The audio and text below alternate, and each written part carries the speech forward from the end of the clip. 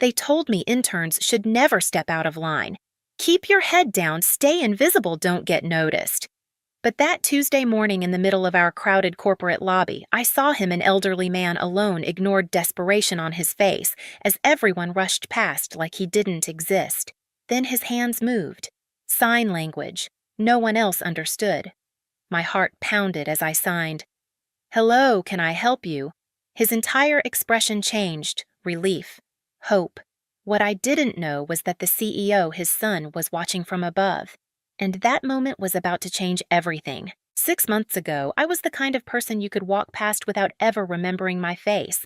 I was 22, a marketing intern at Meridian Communications, one of Chicago's most powerful advertising firms. On paper, it sounded glamorous.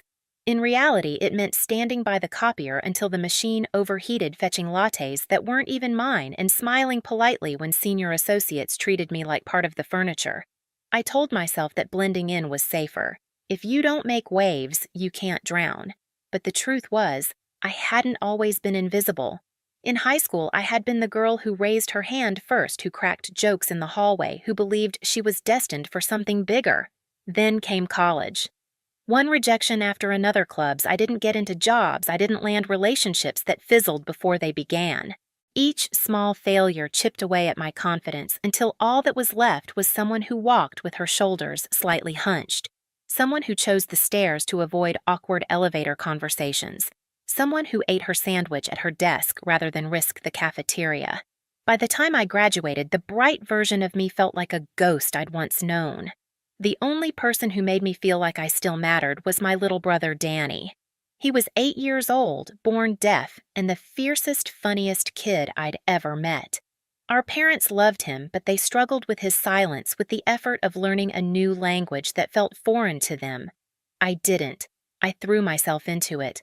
Late nights practicing fingerspelling in front of my laptop, afternoons spent at the community center signing with volunteers, hours rewinding ASL tutorial videos until my eyes ached.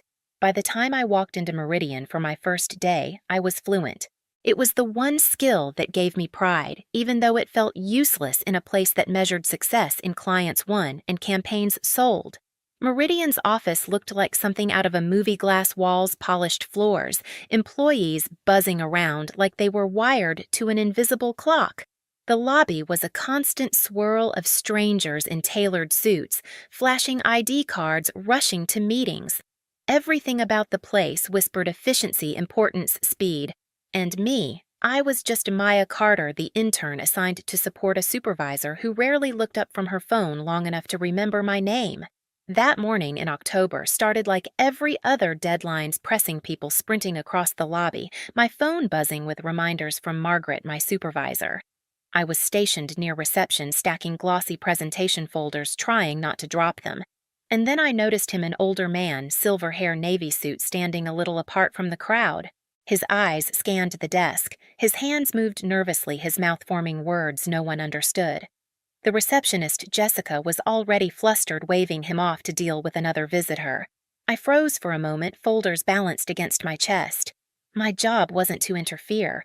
I was just supposed to stay out of the way.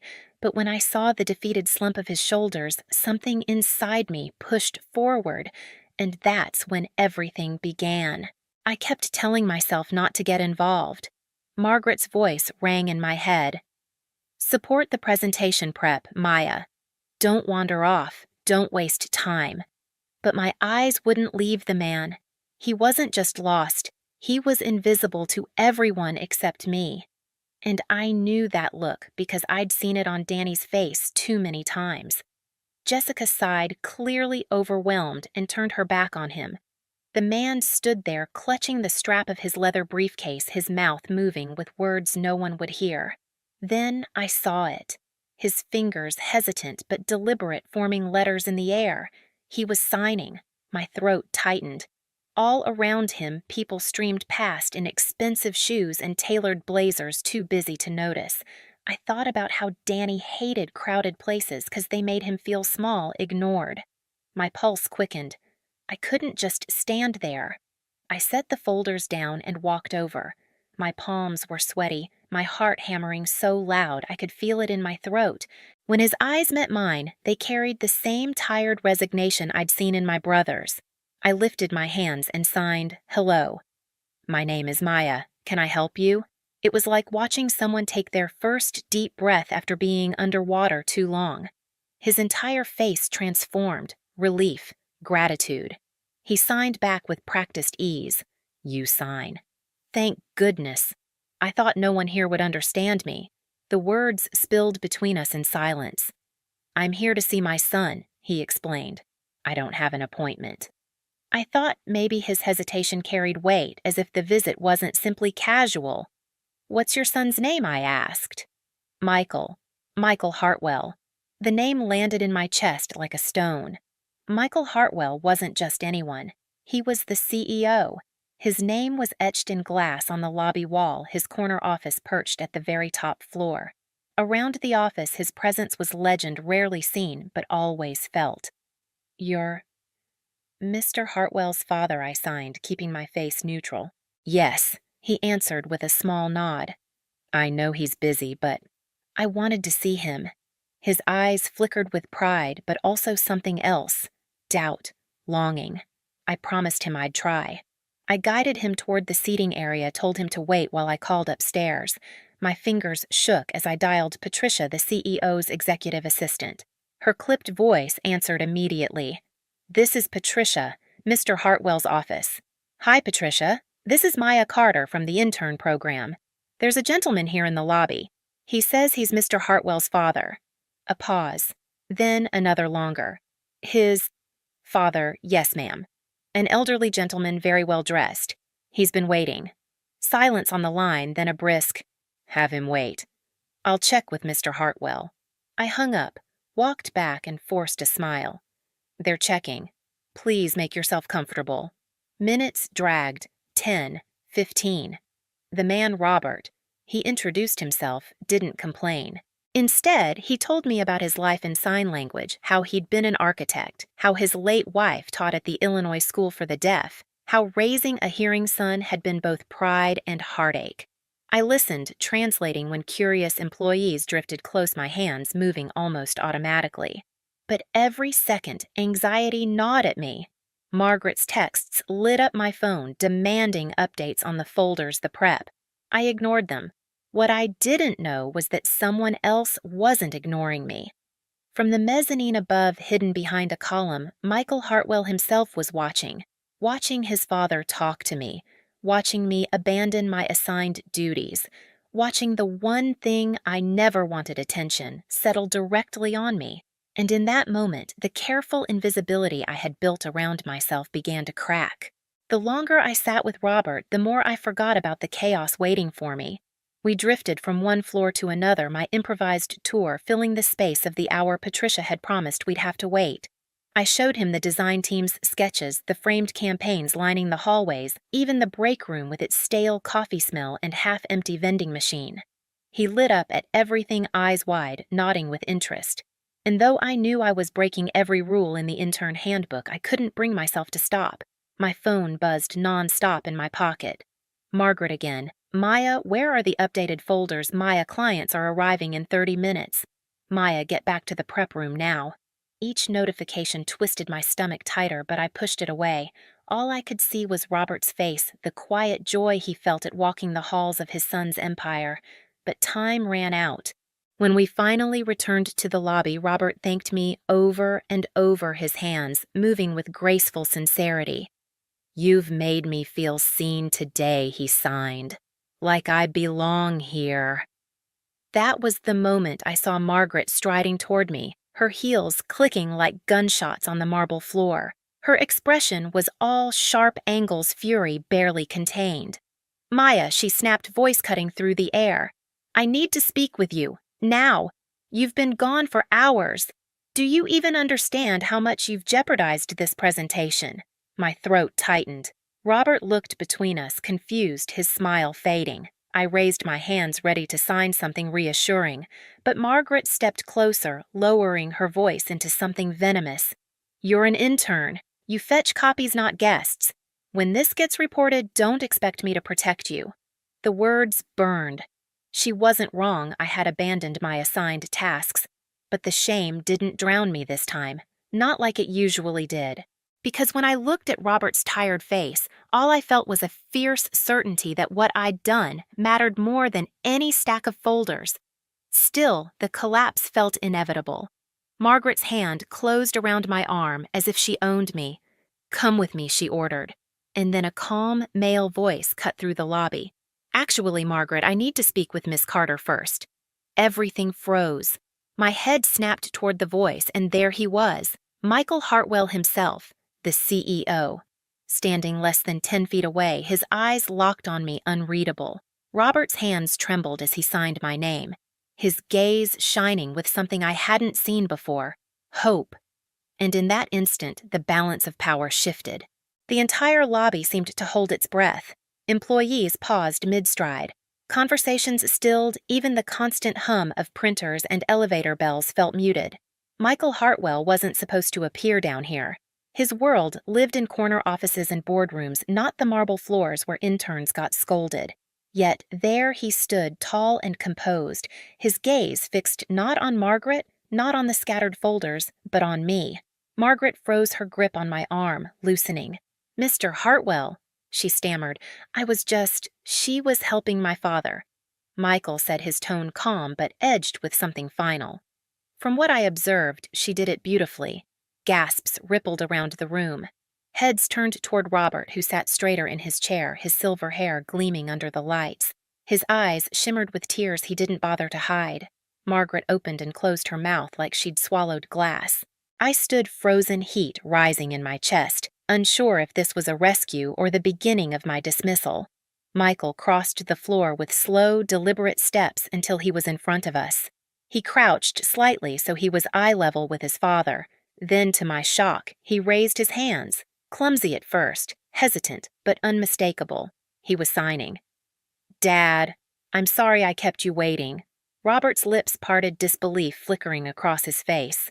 His own hands lifted, trembling but swift. "You've been learning," Michael nodded. "Trying. I should have done it years ago. I didn't know you were here today, until I saw you with Maya."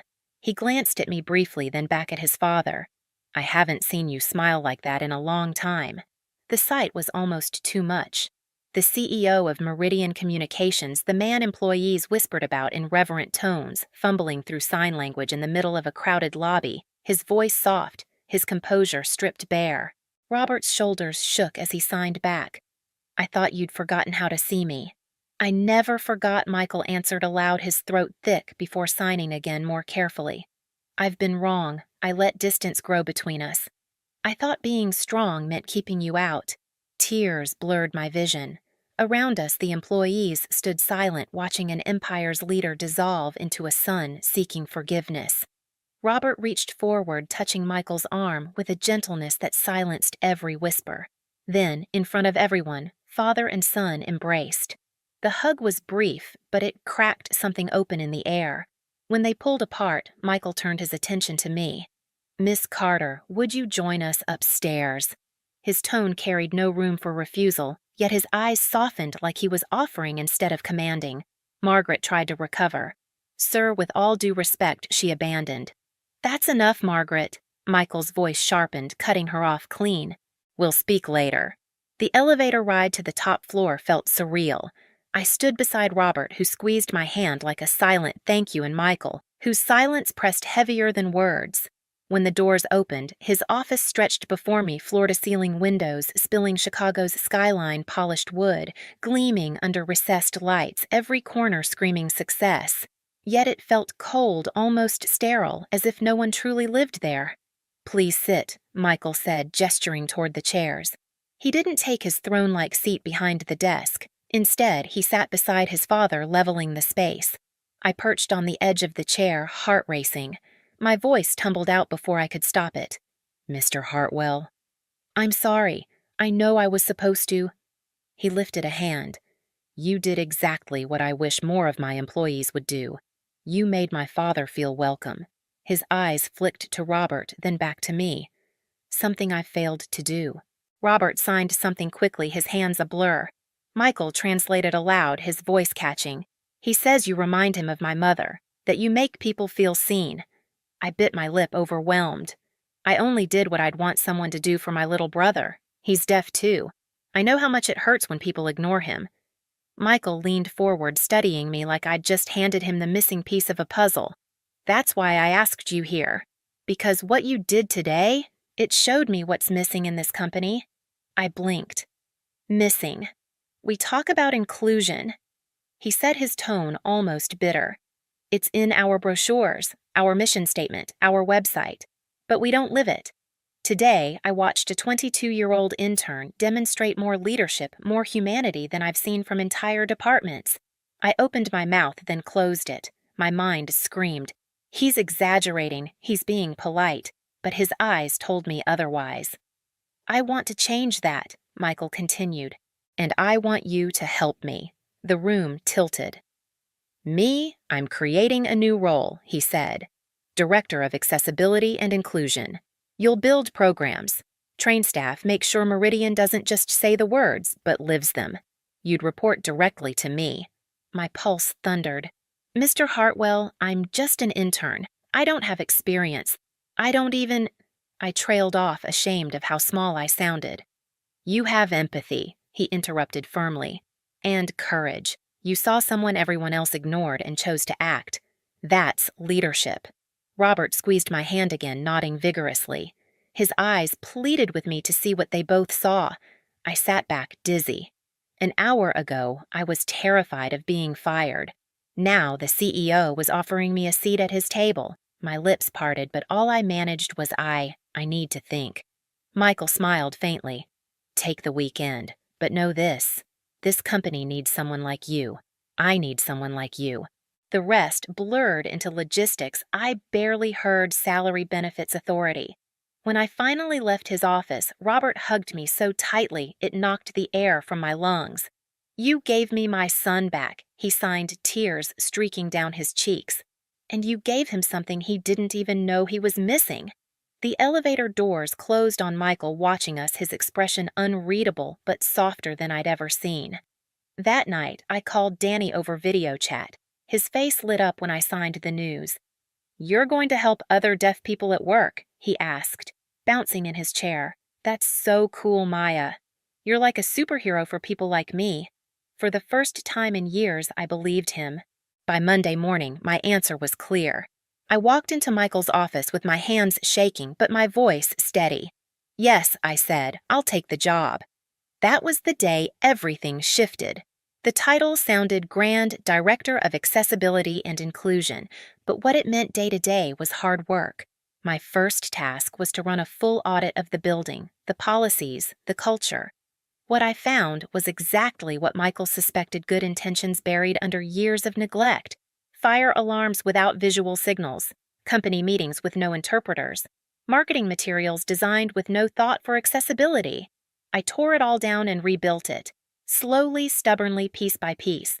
We installed visual alert systems. We brought in ASL interpreters for every meeting and event. We rewrote client decks so they met accessibility standards. We launched lunch hour sign language classes that filled up faster than I expected. The biggest surprise, Margaret. The same supervisor who once scolded me for wasting time became one of my most eager students. After one training, she pulled me aside and admitted I was so focused on deadlines I forgot about people.